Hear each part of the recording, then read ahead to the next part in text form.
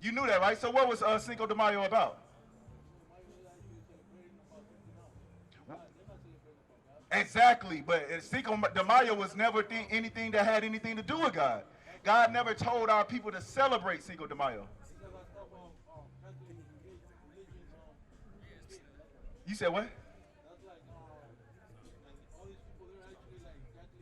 Right, right. And being that comes from this right here. That's where that Catholic religion comes from. It also comes from these dudes right here. This is who gave us Catholicism. Not these guys specifically, but this race of people. They gave us Catholicism not to get us closer to God, but to destroy us. Because prior to Catholicism, we had our own religion. We had a relationship with our God. But they brought Catholicism to destroy us. You understand what I'm saying? So let me ask you a question. You know who you are on this sign right here? What would America call you? On the left, on your right side, that's what America would call you. What would they call you? What does America call you today? You know, Hispanic is property of Spain. You know that, right? That's what that means. Hispanic means property of Spain. Are you anybody's property today? Then why do you call yourself Hispanic? You was born that, right? That's mental slavery. You may not be in physical slavery, but to call yourself property of Spain, that's a form of slavery. That's what we are here to expose to the Mexican people. You're not Hispanic. You're God's chosen people, Elvis. Right. God gave you a name that he didn't give no other nation. A name that means prince with power of God. You're from the tribe of nation of Israel, from the tribe of Issachar. Are you classified as Mexican today? I see your Mexico hat on today, right? That's what you would call yourself. But God called you Issachar. Your history is in the Bible. What do you know about slavery to the Mexican people? You don't know anything about the conquistadors, what they came over and did to Mexico? Okay, so what do you know about them? When you think about the Mexican people today, what do you see? Go back to Deuteronomy 7:6 real quick. I want to ask you, I'm going to ask you it this way, right? God, huh? What does that mean? We just people, right? But that's not what God says. Look. The book of Deuteronomy, chapter 7 and verse 6. For thou art an holy people. You're not just a people. You are a holy people.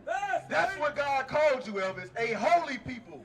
But if you don't know that, then you're just going to walk around like a regular man. God calls you a God. You understand what I'm saying? You're not supposed to be walking around celebrating Cinco de Mayo, calling yourself just a regular people. You're not equal to everybody else. I'm saying, still in support of it.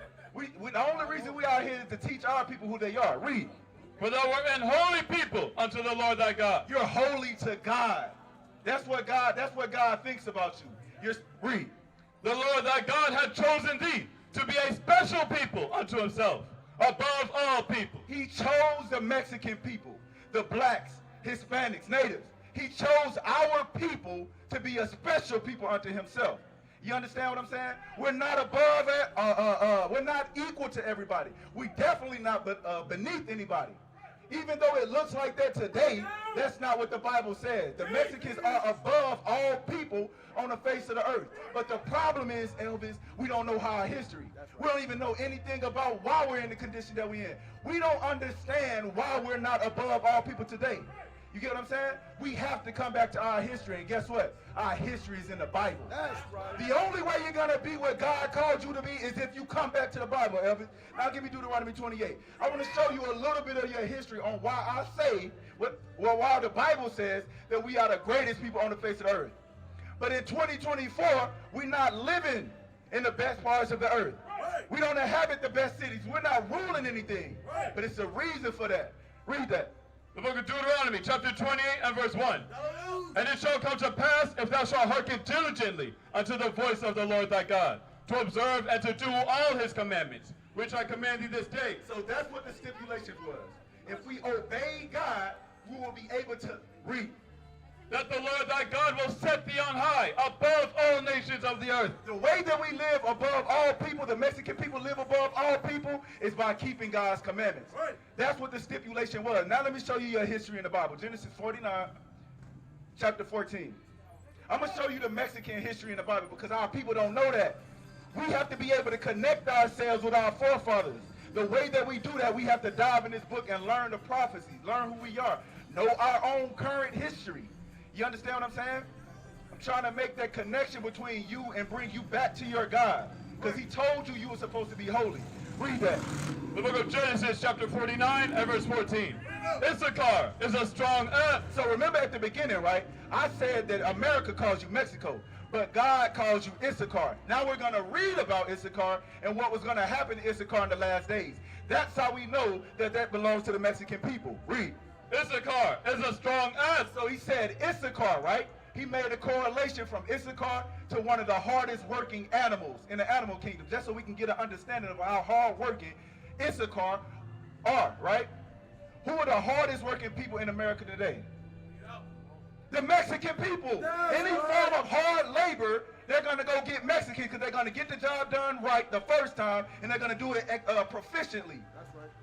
What about that cheap labor? No matter how much they pay the Mexican person, he's going to do the job. He's known for the works he put in. Say again? That's why they talk about when people that are mad at us. Exactly. But you can't get mad if they outwork you. That's a gift that was given to them by God. Nobody in the face of the planet got the work ethic of a Mexican. That's right. That's plain English. We see that's something that we see today, Elvis. But the Bible had already recorded it. It said you're going to know who Issachar is in the last days by their work ethic. Read. Issachar is a strong ass, crouching down between two burdens. He's crouching down between two burdens because he works hard. Read. And he saw that rest was good. And so he saw that rest was good. So are you following me so far, right? Yeah. So what's the type of labor that you see Issachar or Mexicans involved in that bear witness to them being hard workers? Construction, demolition, landscaping, all the things that require a hard labor. Say again? All that. Vineyards, all that. That was the Mexican people. Y'all are hard-working people. The Bible is trying to explain that that's who that's going to be in the last days. Read. And he saw that rest was good, and the land that it was pleasant. So when the Mexican people work hard, right? Normally, most of the time they take a well-deserved nap, a break. Why? Because they work so hard. It's known as the siesta. They take that break due to the hard work that they do, right? And once they take that little nap, they back up and at it again. That's how they are. That's the consistency of the Mexican people. Like I said, it's recorded in the Bible. Read. And the land that it was pleasant, and bowed his shoulder to bear, and became a servant unto tribute. So what happened? You guys were working so hard, the Europeans seen the work ethic. They like, whoa, these people right here, there ain't no other people on the face of the earth that we have seen work as hard as these people. We know what we're going to do. We're going to formulate plans to exploit them from their labor. That's where that cheap labor come from.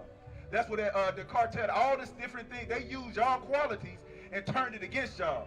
Now they paying y'all cheap wages. Now they picking y'all up behind Home Depot. They doing all these things to y'all because they exploited y'all. Well, how did they do it? By the conquistadors. Hernan Cortez came over and seen the Mexican people, exploited them, and put them under tribute. We're going to have them work for us now. You get what I'm saying? This is your history in the Bible. This is your history in the Bible, right? Because you bowed down to them. You feel what I'm saying? You went up to tribute. Give me Deuteronomy. Hold that real quick. Give me Deuteronomy 28. Real quick. So what was it about the Aztecs, right, that made God allow the conquistadors to come over there and put them into captivity? When you think about the Aztecs, this is something that the Aztecs was doing. They went into idolatry. They started to worship the sun. They became known as the sun worshipers, right? By them doing that, they went against God. Remember when I told you y'all the Mexican people are God's chosen people? One of the commandments is, one of the first ones is, don't bow down to any other God. Don't have no other God before me, except him, right? Because he's a jealous God. But when the Mexicans or the Aztecs came over onto this side of the world, they went away from the laws of God and started to serve the sun. God got mad, and this is what happened. Read. The book of Deuteronomy, chapter 28, verse 15. But it shall come to pass, if thou wilt not hearken unto the voice of the Lord thy God. So remember, God gave the Mexican people's commandments to keep, to be his holy people, right? But he said, if you go outside those commandments, then something was gonna happen. I'm gonna show you one of the commandments my brother right here is keeping. You see this right here? You see that on the bottom of his shirt? Did you know that that's actually a commandment written in the Bible that the Mexican people was keeping? Huh? That's your family? That's your cousin? All praises. What's his name? Hey, Miguel. What's his name? Eddie. Miguel. I want to show you something real quick. You know how special that is right there that you got on your shirt? That's this right here. What is it? They call it culture. Your culture, right? Like, you know that culture is written in the Bible? This right here. You see this right here? Look at all the men around. We wearing the same thing. The thing is, why are we wearing it, Miguel? Elvis. That's our root, but what does it mean? Okay, I'm going to show you what it means according to God, because remember what I said. Okay, I got you. Give me that. This is one of the commandments that we decided not to keep, right? You see Elvis, he wearing his, right? But where are yours? You need some scissors, right? We supposed to be keeping them. But this is the problem. This is one of the commandments that we went away from. Read. The book of Numbers, chapter 15, and verse 38. Speak unto the children of Israel. So he says, speak unto the children of Israel. Did he say speak to the Mexicans? Did he say speak to the black man? He says speak to the children of Israel. Now when he speaks, what is he going to tell the children of Israel? Read. And bid them that they make them fringes. And make them what? Fringes. Miguel, those are fringes. God told the children of Israel to make them fringes. Read. In the borders of their garments. In the borders of their garment. In the bottom of their garments, you're going to make fringes, right? Now this is the reason why we make them. Read. Throughout their generation. Throughout their generation. So as long as God's chosen people are on the face of the earth, they're supposed to be wearing fringes. This is the commandment that God gave us. Read. And that they put upon the fringe of the borders a ribbon of blue. So the only thing yours is lacking is the ribbon of blue right here. He said, tell the children of Israel to put them fringes on the border of their garments. Read. This is the purpose. And it shall be unto you for a fringe, that ye may look upon it, and remember all the commandments of the Lord. So that's the purpose of the fringe. We're supposed to put the fringes on our clothing, much like how you see right here, how they got theirs, right? How we got ours. The reason why we wear fringes is because they're supposed to remind us to keep God's commandments. What was the reason why we kept the commandments?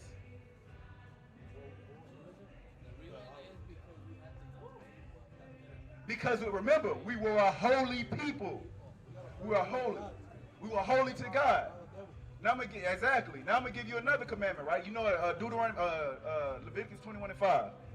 Another commandment, right? Did you know our people were supposed to wear beards? We supposed to wear beards. That's a commandment that we supposed to keep. But Miguel, you see how Elvis' beard is? That's how it's supposed to look. They might be drinking or something. Hey, Elvis, follow me, right? That's a commandment. That's a commandment that we're supposed to keep. And I'm going to show you how we're supposed to keep it. Because what's wrong with Miguel's? What's wrong with Miguel's beard? Right. Let's see what the Bible say. Let's see what the Bible say. Read. The book of Leviticus, chapter 21, and verse 5.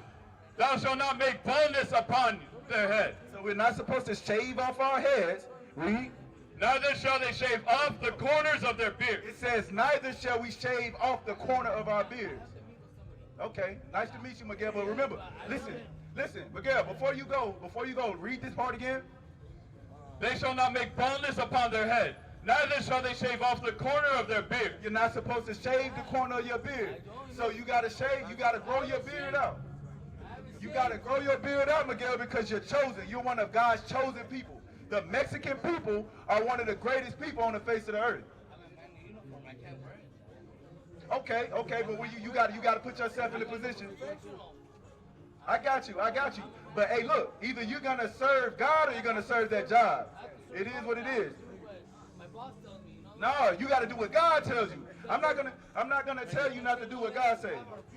You are a son of God. It don't matter what they tell you. You got to put in a religious accommodation or something.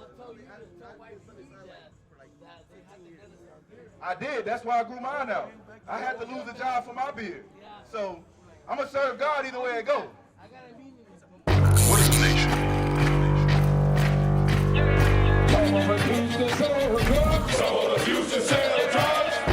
Nation is men leading by example.